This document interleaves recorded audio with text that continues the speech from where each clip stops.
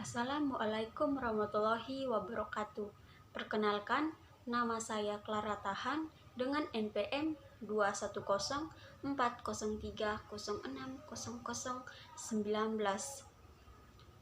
Prodi Pendidikan Matematika semester 2 kelas A. Baik, pada video kali ini kita akan menjelaskan atau mereview kembali materi pendidikan kewarganegaraan dengan temanya yaitu ketahanan nasional. Nah, pasti kita sering mendengarkan apa itu ketahanan nasional.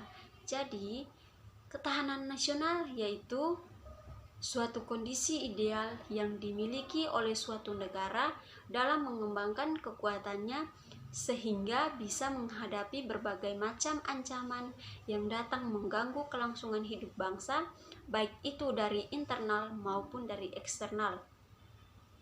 Konsep ketahanan nasional ini dikenal sejak tahun 1968.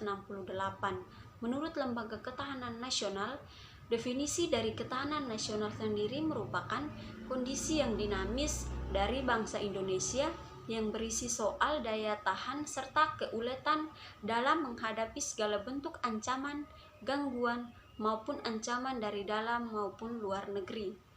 Yang kedua yaitu mengenai ciri-ciri ketahanan nasional.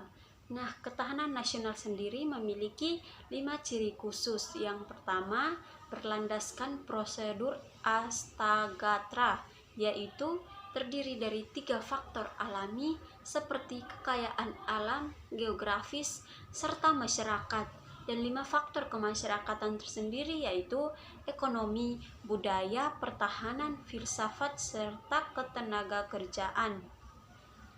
Ciri yang kedua yaitu ketahanan nasional berfokus untuk mempertahankan nilai-nilai yang dianut demi keberlangsungan hidup suatu bangsa dengan pendekatan keamanan dan kesejahteraan.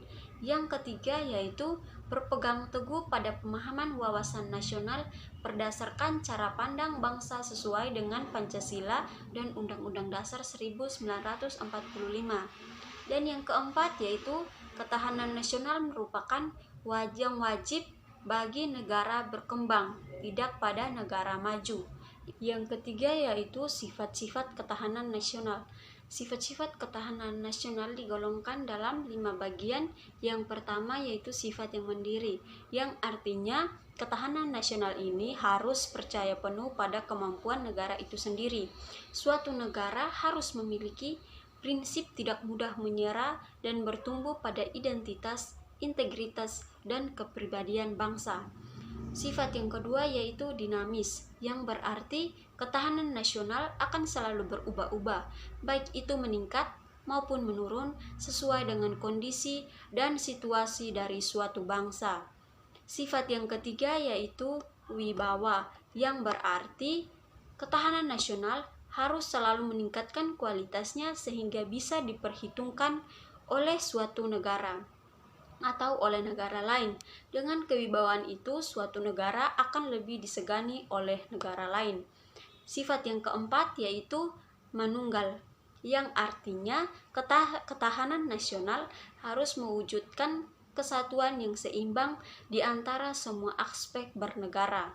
Sifat yang kelima yaitu konsultatif dan kerjasama, yang artinya suatu negara harus mengedepankan sikap konsultatif dan kerjasama dalam menghadapi suatu tantangan yang datang mengancam keamanan dari suatu negara.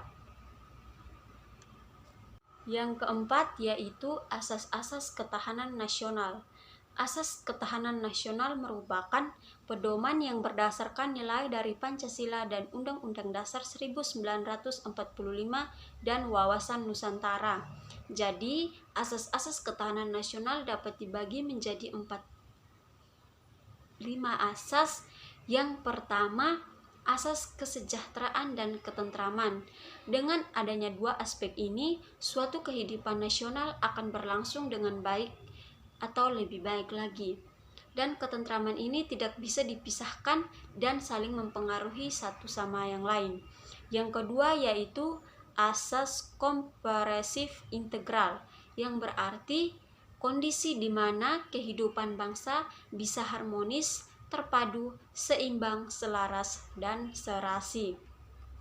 Asas yang ketiga yaitu asas mawas ke dalam dan keluar, yang artinya asas mawas ke dalam bertujuan untuk menumbuhkan dan mengembangkan karakter, sifat, dan kehidupan nasional berdasarkan nilai otonomi untuk meningkatkan kemandirian bangsa.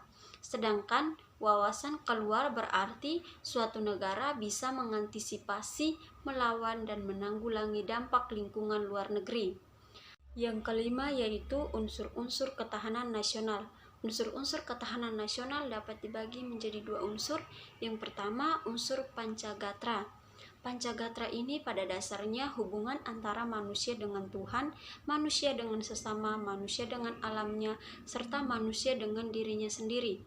Atas dasar itu, ada 5 aspek yang bisa digunakan untuk mengembangkan kekuatan nasional ketika dihadapkan dengan ancaman, tantangan, hambatan, dan gangguan. Yang kedua yaitu unsur ideologi. Ideologi ini merupakan filsafat hidup yang digunakan sebagai pedoman dalam mempertahankan kelangsungan hidup bangsa. Filsafat juga digunakan sebagai suatu dasar untuk mencapai tujuan atau cita-cita nasional. Yang keenam yaitu tujuan ketahanan nasional. Ketahanan nasional Indonesia dalam pembukaan Undang-Undang Dasar 1945 dijelaskan bahwa hal ini bertujuan untuk menjaga bangsa dan seluruh tumpah darah Indonesia untuk mencapai ketentraman umum berkehidupan bangsa, serta mengerjakan disiplin dunia dengan dasar kemerdekaan, pemufakatan, dan keadilan sosial.